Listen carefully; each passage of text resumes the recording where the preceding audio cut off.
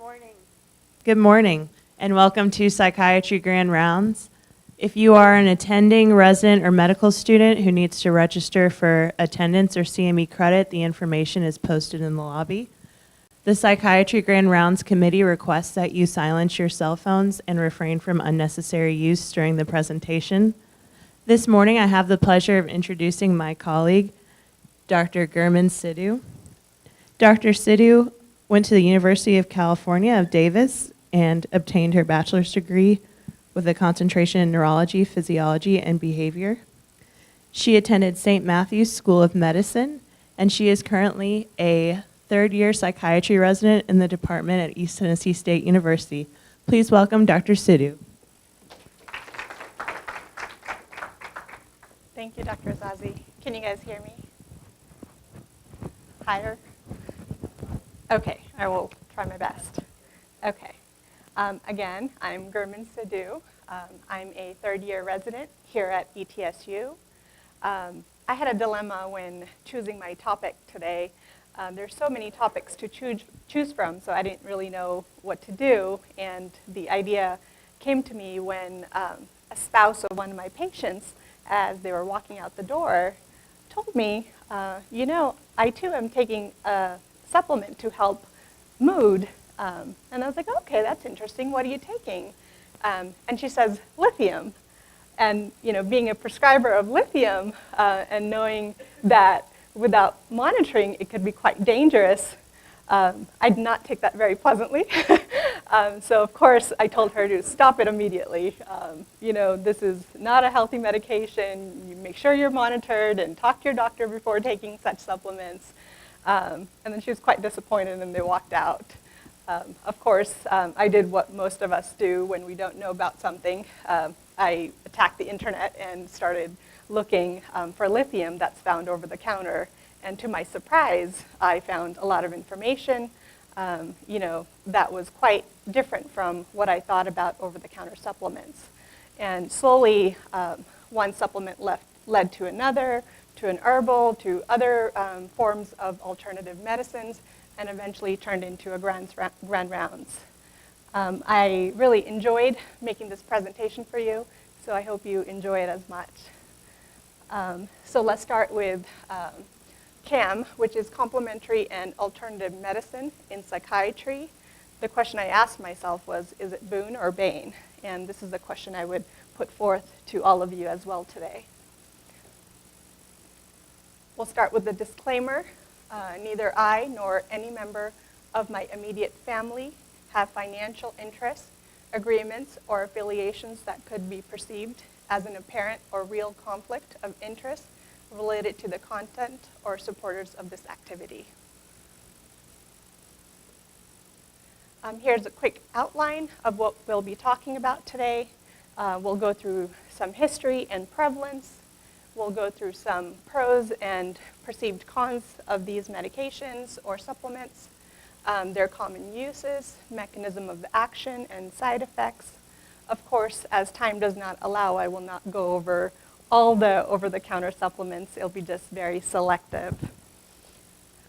We'll also go through some interactions, whether they're supplement, drug interactions, herb interactions, and we'll go through some cases, and I'll put forth some questions to you, and hopefully you guys can help me answer. And then we'll go through questions and answers at the very end. Oh. Well, historically, alternative medicine has been used for more than 5,000 years by various geographical, racial, religious, cultural, and ethnic groups.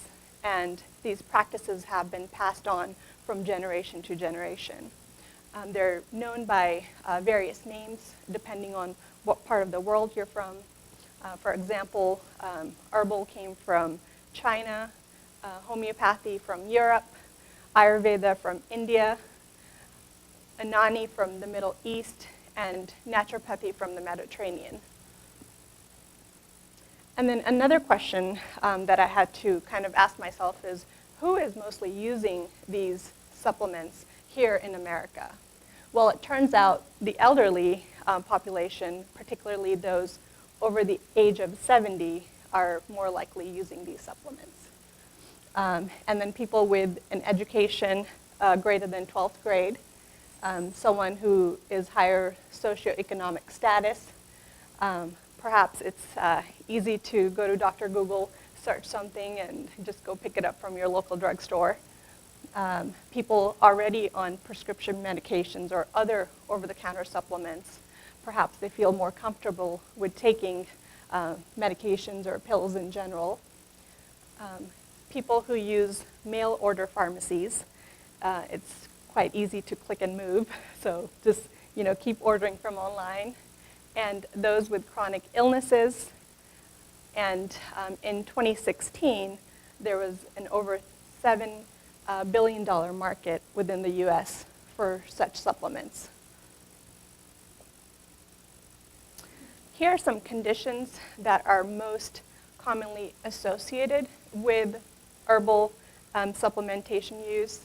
The most commonly supplements are used in people with history of stroke, and most commonly to affect cognition, so perhaps they're trying to find something that will improve their cognition.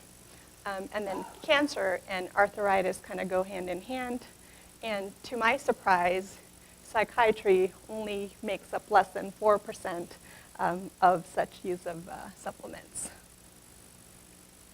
Okay, so let's move on to what are some advantages that people may perceive in using such supplements. Well, everyone may think that it's natural, and they're benign. There's no stigma associated with using over-the-counter supplements. They don't have to go to a doctor or wait in a long line. They don't need a prescription. They could just go to the local drugstore around the corner and pick one up. Thus, it's readily available, and it's historically accepted and perceived to be beneficial. Well, if my grandma used an herb, why shouldn't I use it? It worked for her. And then perhaps it is the perfect placebo. And some cons, it's perceived that they're not regulated by the FDA. And I want you to hold that thought because we'll cover it in just 1 second. There's little data available around such supplements. And the data that is available is often not from trials from human subjects. They may be from rodents or other subjects. And those that are from humans, the sample sizes are quite small, so not necessarily a good study. And lastly, the studies that I did look through, they were done most often in normal patients versus sick patients. So if a sick patient is taking any herbal or supplement, it may interact differently, if they're on a long list of medications versus someone who doesn't have any illnesses and is not on any medications. So their interactions are not well studied. And then the formulations vary. They may come in form of tablet, a capsule, a liquid, tea format, gels or lotions. And even with within those formulations, there's lacking standardization. Sorry, I keep clipping stuff. And then the doses vary. Of course, there's underreported side effects as they're not monitored by a physician. And just like other psychotropic medications, these supplements also may take up to about 8 weeks to cause a response. And let's go back to the question of not being regulated by the FDA. This is actually a myth. There are certain portions that are regulated by the FDA. For example, there is the Dietary and Supplement Health and Education Act. This permits dietary supplement labels to provide consumers with information about the benefits of the product, provided no claims about the disease are made. The manufacturers must be able to sustain this statement notify the FDA that they are being made, and must include disclaimers on the label saying that the statement has not been evaluated by the FDA. So the FDA does require complete and truthful labeling of such supplements, and it prohibits heavy metal contamination. And, but however, there is no oversight of the current good manufacturing and laboratory practices. And in comparison to, in comparison to Commission E, which is found in Europe, particularly Germany, they do oversee herbal medications, and they determine the safety and efficacy. We don't have such commission here in America. And those commissions are also found in other parts of Europe. So let's move on to lavender. Sorry, the R cut off. So what are some uses of lavender? I thought I'd start out with something fun and pretty. So a lot of us ladies like to go to the spa, and we know that it's used as aromatherapy. It comes in various forms. It could be used for anxiety, depression, insomnia, migraines, and the uses are endless. Is it effective? The few studies that I did find said perhaps moderate for depression and anxiety. And how does it work? It's thought to be anti-inflammatory, and perhaps it promotes GABA, thus causing sleep.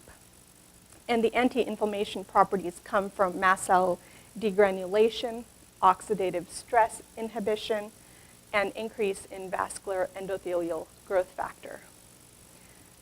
And Dr. Goodkin may like this. It does diminish beta amyloid production in the hippocampus.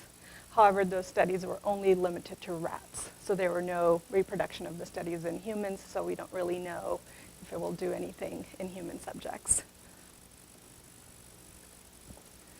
Okay, here's a question for you guys. A 68-year-old male with an infection presents with elevated serum creatinine and BUN. What over-the-counter supplement might you ask about if he's your patient? Any guesses?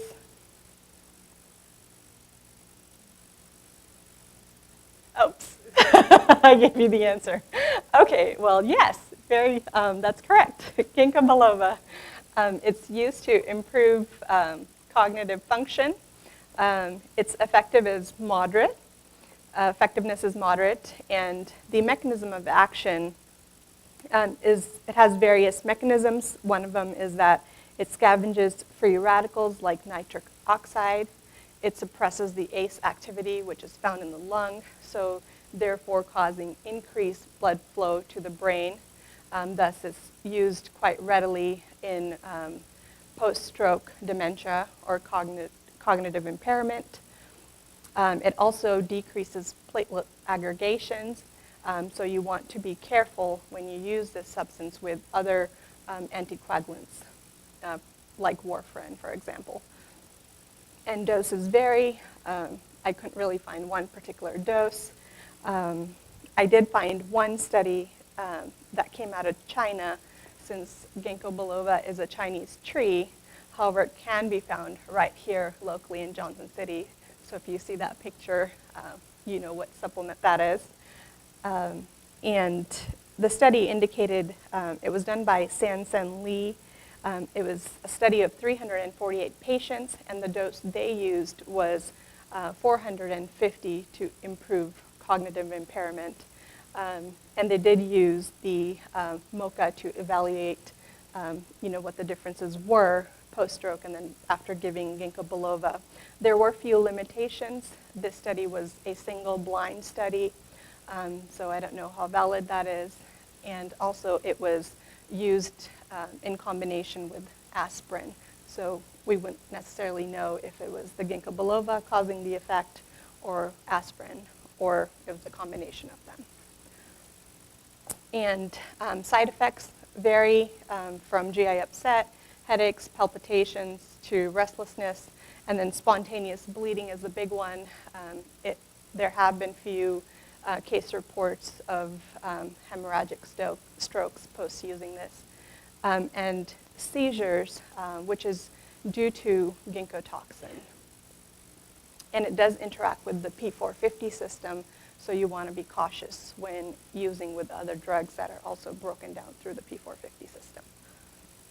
And because this is a serotonergic agent, in fact, it actually works the opposite. It causes increased reuptake of serotonin, so it may decrease the efficacy of other serotonergic agents. Next is N-acetylcysteine. This one, more than psychiatry as a primary use, it's actually used as an antidote for acetaminophen and carbon monoxide poisoning, thus preventing mental health sequelae. So it does come to mental health, but indirectly. How effective is it? Well, out of all the supplements I reviewed, this one probably is the one that decreases mortality in people with acetaminophen poisoning. And how does it work? Well, it's an antioxidant. It protects against mitochondrial damage, and it also decreases platelet aggregation. And the doses, again, vary. Up there I have the loading dose that one would give in case of poisoning. Side effects vary, and it's not very pleasant smelling, as Dr. Steve Ingram says. Interactions, it interacts with nitroglycerin as it can cause hypotension, so also be cautious with other drugs that can have similar effects. And it does also interact with anticoagulants to cause bleeding. Here we have folate, which is found in a lot of the vegetables, and it is a water-soluble vitamin. It's used as adjunct therapy to antidepressants. It could be used in Alzheimer's, and it predominantly is used to prevent neural tube defects when given in pregnancy. Is it effective? Yes. How does it work? Well, it's a cofactor in synthesis of serotonin. There's actually a genotype called TT, which lacks the active form of folate, which is the L-methylfolate, and that's found in about 5 to 10% of Caucasians. And in those people, they have higher risk of depression. But on the contrary, replacing folate in those people doesn't necessarily mean that their mental health will improve. And again, the doses vary. And there is also another little tad bit that I found about folate is that it may also be effective in Alzheimer's. It improves the response to cholinesterase inhibitors. How it does that, we don't really know, but that's the thought. And then there's also some indications that low levels of folate show atrophy in the cerebral cortex. But again, there's really no definite studies to prove that. And the doses vary, particularly in females that have a prior history of fetuses with neural tube defects. They take about 4 milligrams per day, compared to someone who doesn't have that history would take a lot lower doses. Here's another case for you. This is an 85-year-old male with history of MI and warfarin that presents with upper GI bleed and increased INR. What supplement do you think he may be taking? We already covered one.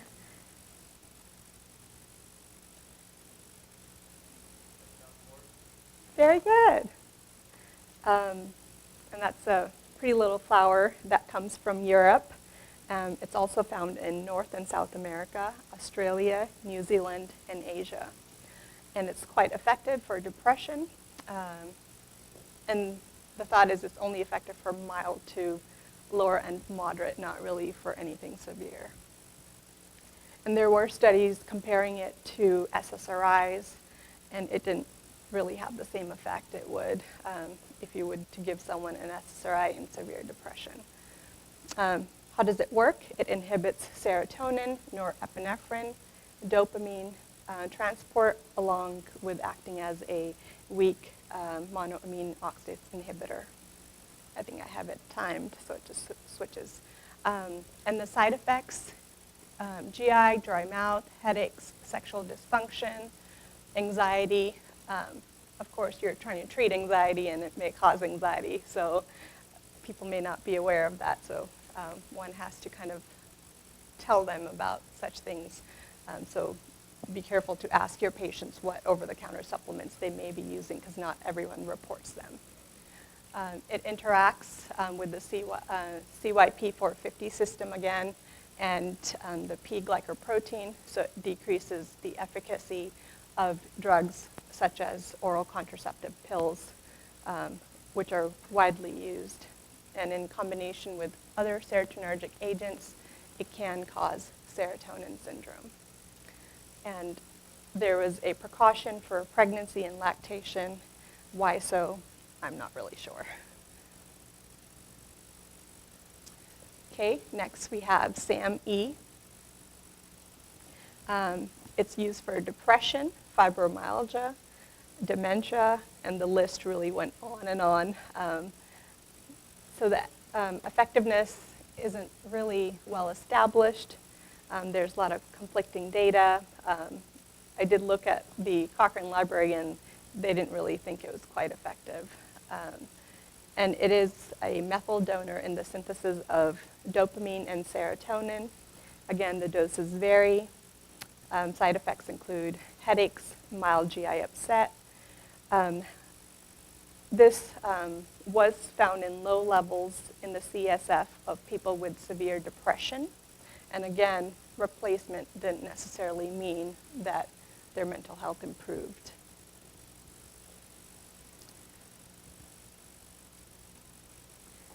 Here's another case for you.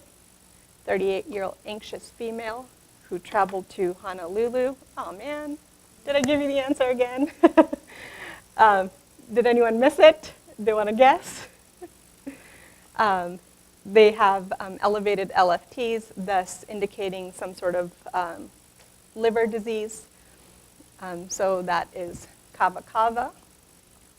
And the uses are anxiety, insomnia, and then the effectiveness is not really superior to placebo.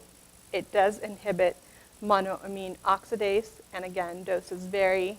It's used in the Hawaiian Islands in some sort of a drink or a social beverage. So really, it's hard to tell what dosage they would use. And the biggest precaution with Kava is that it does cause liver damage. And there have been over 14 case reports on such damage. It's quite severe that in Britain, France, Germany, Switzerland, this has been removed from the market.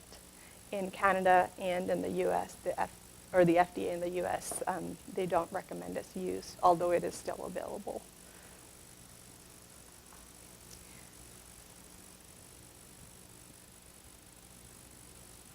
We'll come to that. Omega-3 fatty acids, they're used for depression, ADHD, schizophrenia, antipsychotic, induced hyperlipidemia, and various other uses. Omega-3 fatty oils, of course, come from fish. Fish like tuna, salmon, whales, and etc.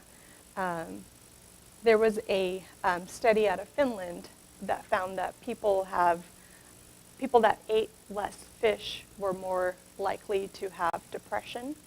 However, again, eating more fish didn't necessarily mean they had better mental health.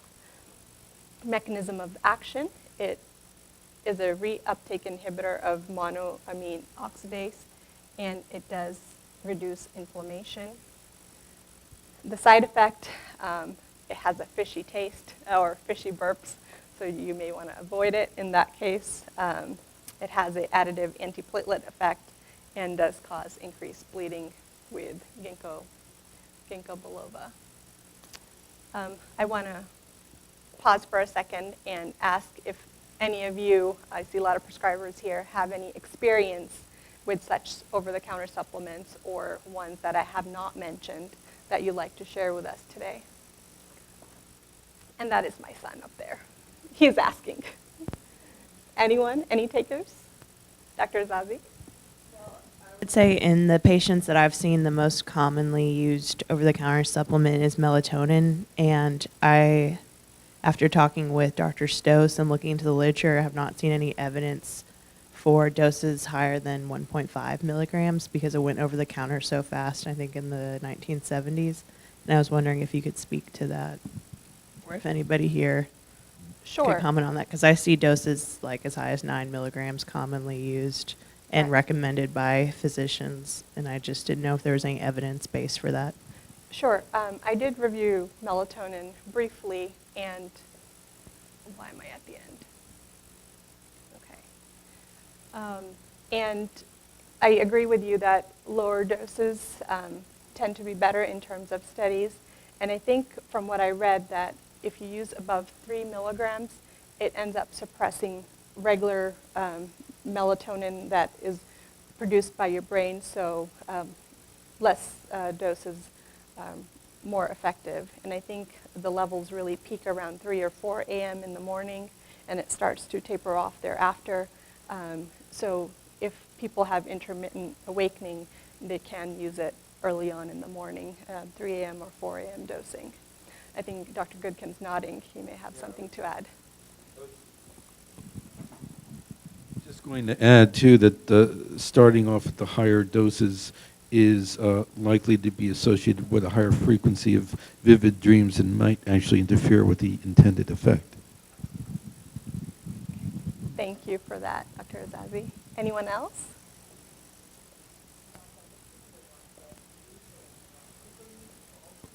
Please wait for the microphone. It's being recorded. That's not complementary medicine, but that always supports everything else that we do. Coca leaves for altitude sickness in the Andean Peru. So if you have anything you want to add about how that might work. I'm sorry, I don't know much about it. All I know is it's supposed to apparently help the headaches and then some of the respiratory difficulties is what they say. Right. Of course, there's also medication you can take for it. Yeah. Does anyone have any knowledge about that? Dr. Ingram? No? Okay. Thank you for those cases. Anyone else?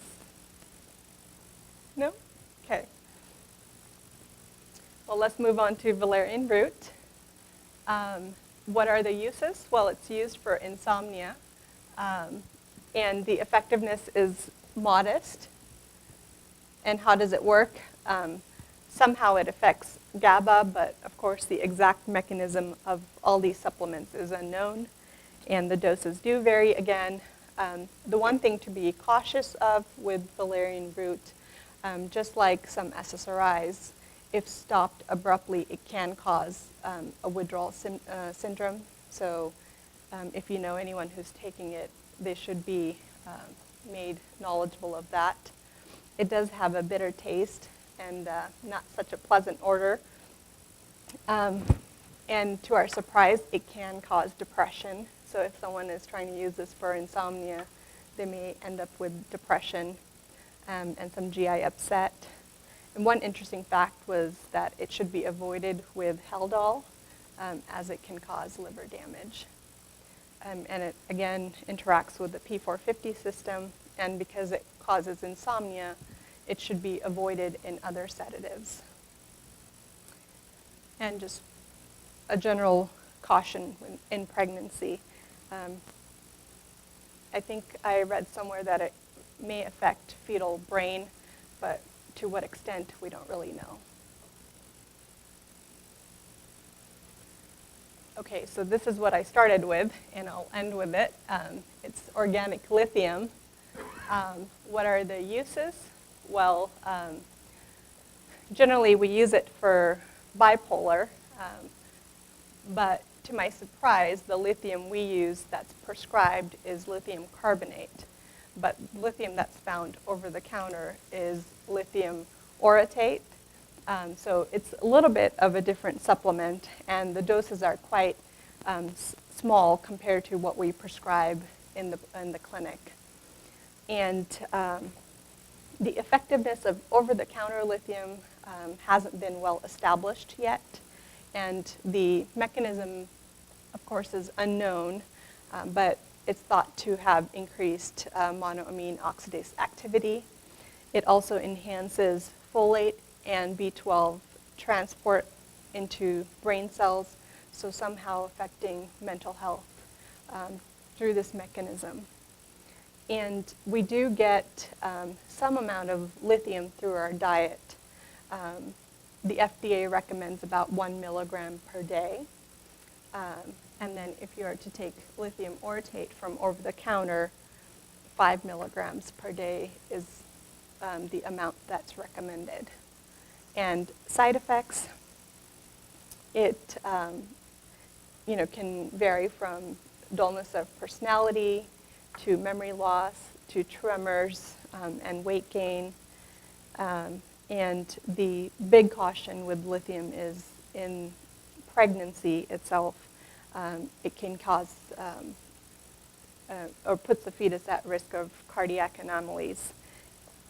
So that has to be monitored.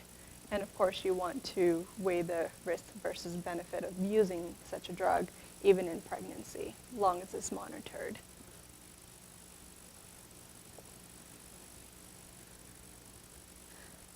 Well, I'd like to conclude with a quote that's about 500 years old by a Swiss toxicologist and a chemist, Paracelsus, which says, "All things are poison, and nothing is without poison. Only the dose makes a thing not a poison."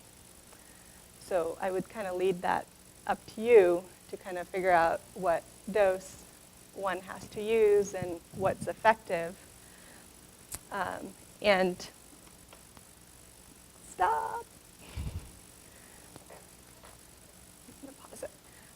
And then before I end completely, I started out with a question to myself, which is, are these medications in psychiatry effective? Are they boon or bane? Well, I don't know if I really found the answer, but I did get an idea of, what doses to use, and just be cautious with it and make sure all our patients are aware of such supplements, and that just because they're over the counter doesn't mean they're benign. They do come with a lot of side effects and interactions. So I would like to ask you guys some questions, starting with, well, is CAM in psychiatry boon or bane? Since these remedies have been present in this world for more than 5,000 years, well, why are they not used more frequently today, particularly in America? And given many interactions and side effects, why are these supplements not well studied and fully regulated by the FDA? And lastly, what can an advocate of mental health, like me or you, do to better educate the public about such supplements? You may answer 1, 2, or all of the above. Any takers? Dr. Littman. I think the problem with any of these questions and the answers to them is that we don't know what's in the supplements. They are not assayed, they are not standardized, and in many cases we don't even know what the active ingredient is, so that when we do standardize it, for instance with St. John's wort, standardizing it for hypericum, we find that that's actually not the active ingredient. That's one half of the problem. The other half of the problem is that because there is no true laboratory, good manufacturing practices, frequently toxins get into these things. We did a study some years ago involving L-tryptophan as a supplement to morphine analgesia, since it should boost the analgesia and reduce the tolerance. And one of our experimental subjects developed an absolutely life-threatening eosinophilia myalgia syndrome, and we had to abandon the project. Later, it was found that that affected only one particular batch of L-tryptophan that came from a Japanese manufacturer. Okay. and it wasn't general to L-tryptophan. But without that standardization, there is really, it's difficult to say anything about the value or danger of a particular product. That's Absolutely. my thinking. Yes. Well, thank you for that. And like we had mentioned earlier, the good manufacturing and the laboratory practices are not regulated. So we don't know if the St. John's wort was made on a table with a dead rodent. So Right. you're right, or other metal But contamination. even Commission E can get it wrong, because the Commission E standardization of St. John's wort is where that hypericum comes from as a quantitative ingredient, but it is not the active ingredient. I don't know what the active ingredient is. Right. It's like a folk tale that just gets passed on as truth. Right. And what do you think is preventing us from, getting full funding and regulation for such supplements? Well, it comes from all sides. Industry doesn't want more regulation. Practitioners don't want to be told that they've been doing something wrong. And patients work by recommendations, not standardization. So I don't know where you begin. Right. Add to that these plants have many compounds. So one plant might have 100 or more different alkaloids. Some might be good, some might be useful, but others might be deleterious to health. So I think that's why we, in the industry, isolate the compound and then patent it and market it as a single compound, and you don't get all the other things that are in the Right. in And the is it plant. true that not all supplements can be patented? So that's no one really wants to invest in something Can't really that patent a supplement. Right. So they don't want to They- invest in something they Yeah. can't market. Right. The other thing I wanted to add was that I doubt that you showed us a graph early on that psychiatric supplements were really low. I really wonder about that and whether they were considering melatonin as a psychiatric supplement, because lots of people use melatonin. That is So- true. I'm not. And other sleep aids, including, lavender and mint, and a lot of things that are used. It's hard to believe it's 4%, so I don't know how they defined that. Well, I was just going to add to Greg's comment about plants having multiple active components, and I think this is particularly important with reference to the use of cannabis, and you can really get very different effects depending on which components of cannabis you're looking at. So that's an area that is under further investigation, but is certainly an issue vis-a-vis legalization, etc.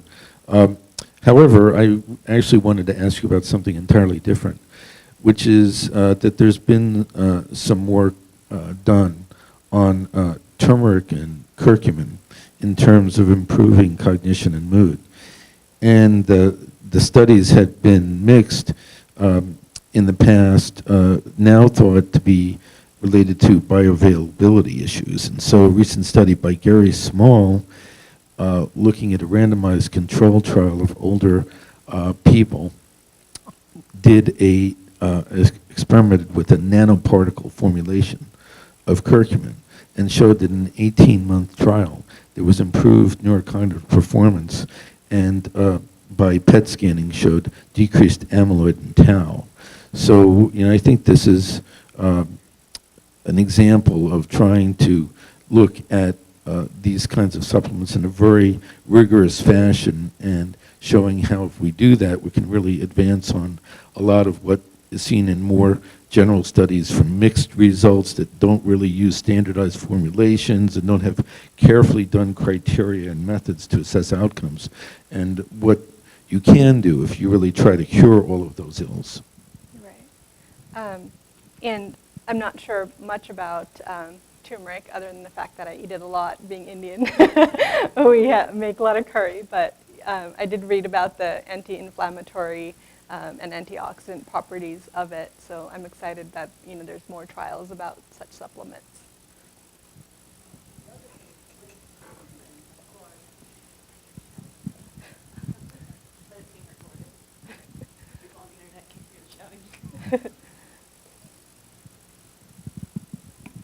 But I think the other thing with curcumin is that it's, and a lot of these other agents, is the actual bioavailability.